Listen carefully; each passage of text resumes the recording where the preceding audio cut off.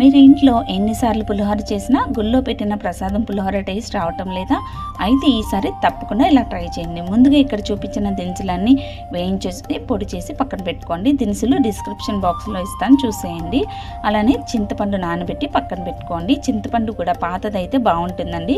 తర్వాత అన్నం వండుకోవాలి. ఒక గ్లాస్కి 2 గ్లాసులు నీళ్లు పోసి అన్నం వండుకున్న తర్వాత గోరువెచ్చగా ఉన్నప్పుడు దానిలో కొద్దిగా పసుపు, నూనె, కొద్దిగా కరివేపాకు, పచ్చిమిర్చి చిలుకలు వేడిగా ఉన్నప్పుడే వేసి పక్కన పెట్టుకొని మంచి ఫ్లేవర్ వస్తుంది. తర్వాత ఆయిల్ వేసుకొని కొద్దిగా మెంతులు, కరివేపాకు, పచ్చిమిర్చి చిలుకలు వేసి వేయించుకొని చింతపండు గుజ్జు వేసుకొని కొద్దిగా దగ్గర పడేటప్పుడు చేసుకున్న పులిహోర పొడిని తగినంత వేసి ఆయిల్ పైకి తేలేంత వరకు ఉడికించుకొని చింతగుజ్జుని రైస్లో కలిపేసుకున్న తర్వాత ఆయిల్ వేసుకొని ఇక్కడ చూపించిన పోపులన్నీ చక్కగా ఇంగుతో సహా పసుపు వేసుకొని క్రిస్పీగా వేయించుకొని పోపుని చక్కగా రైస్లో కలిపేసుకుంటే గుళ్ళో పెట్టిన ప్రసాదం పులిహోర ఇంట్లోనే టేస్టీగా రెడీ అయిపోతుంది. రాబోయే పండుగలకి, వరలక్ష్మి పూజకి తప్పక ట్రై చేసి మీకు ఎలా కుదిరిందో కామెంట్ చేయండి. నచ్చితే లైక్ చేసి